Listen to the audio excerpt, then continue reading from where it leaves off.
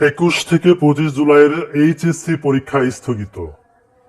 আগামী 21, 23 ও 25 জুলাইয়ের সব শিক্ষা বোর্ডের এইচএসসি ও সমমানের পরীক্ষা স্থগিত করা হয়েছে। স্থগিত পরীক্ষার নতুন তারিখ পরবর্তীতে জানানো হবে। সব বোর্ডের অধীনে 28 জুলাই ও পরবর্তী পরীক্ষাগুলো যথারীতি অনুষ্ঠিত হবে। বৃহস্পতিবার 18 জুলাই আন্তঃশিক্ষা বোর্ডের এক বিজ্ঞপ্তিতে এ তথ্য জানা যায়। বিজ্ঞপ্তিতে এই সিদ্ধান্ত বাস্তবায়নের জন্য সব শিক্ষা বোর্ড চেয়ারম্যানকে ব্যবস্থা গ্রহণের জন্য বলা হয়েছে।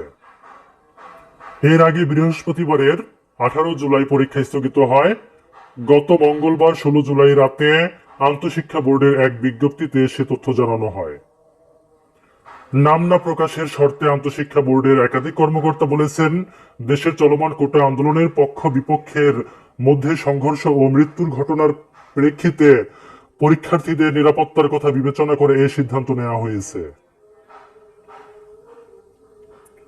তো প্রিয় শিক্ষার্থী বন্ধুরা, যদি ভিডিওটি ভালো লাগে অবশ্যই শেয়ার করবে।